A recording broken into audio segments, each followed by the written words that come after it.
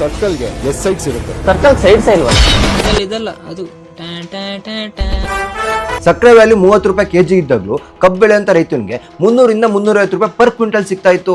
ಆದ್ರೆ ಇವಾಗ ಸಕ್ಕರೆ ವ್ಯಾಲ್ಯೂ 60 ರೂಪಾಯಿ ಕೆಜಿ ಆಗಿದೆ. ಇವಾಗ್ಲೂ ಕಬ್ಬು ಬೆಳೆಯಂತ ರೈತನಿಗೆ 300 ಇಂದ 350 ರೂಪಾಯಿ ಅಷ್ಟೇ ಸಿಗ್ತಾ ಇರೋದು. ಇವ್ರು ಲಾಭ ಯಾರಿಗಾಗ್ತಾ ಇದೆ? ಮತ್ತೆ ಪೆಟ್ರೋಲ್ಗೆ ಎಥನಾಲ್ ಮಿಕ್ಸ್ ಮಾಡಿದ್ರೆ ಪೆಟ್ರೋಲ್ ರೇಟ್ ಕಡಿಮೆ ಆಗುತ್ತೆ ಅಂತ ಹೇಳಿದ್ರು. पेट्रोल ले रहे हैं, उसका भाव हम 15 रुपए लीटर करेंगे. ಕಡಿಮೆನೇ ಆಗಿಲ್ಲ. ಮತ್ತೆ ಇದ್ರ ಲಾಭ ಯಾರಿಗಾಗ್ತಾ ಇದೆ? ಇಡೀ ವಿಶ್ವದಲ್ಲೇ ಶುಗರ್ ಎಕ್ಸ್ಪೋರ್ಟ್ ಮಾಡೋ ದೇಶಗಳಲ್ಲಿ ಭಾರತ 2ನೇ ಸ್ಥಾನದಲ್ಲಿತ್ತು. ಆದ್ರೆ ಇವಾಗ ನಾವೇ ಶುಗರ್ ನ ಇಂಪೋರ್ಟ್ ಮಾಡ್ಕೊಂತಿದೀವಿ. तो 15 रुपए लीटर पेट्रोल का भाव होगा, जनता का भला होगा, किसान ऊर्जा दाता बनेगा.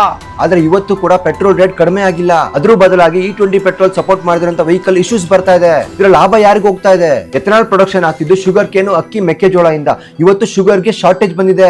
ನಾಳೆ ಅಕ್ಕಿಗೆ ಬರ್ಬೋದಾ? ಮತ್ತೆ ಮೆಕ್ಕೆಜೋಳಕ್ಕೆ ಬರ್ಬೋದಾ? ಇದಕ್ಕೆಲ್ಲ ಗೌರ್ಮೆಂಟ್ ರೆಡಿ ಇದೆಯಾ? ಹೌದು, ಇವಾಗ ಶುಗರ್ ಕೇನು ಮತ್ತೆ ಮೆಕ್ಕೆಜೋಳ ರೈಸ್ ನ ಜಾಸ್ತಿ ಬೆಳೀರಿ ಅಂತೇಳಿ ಗೌರ್ಮೆಂಟ್ ಹೇಳ್ಬೋದು. ಅಷ್ಟೊಂದು ಬೆಳೆಯೋದಕ್ಕೆ ನಮ್ಮಲ್ಲಿ ನೀರ್ ಇದೆಯಾ?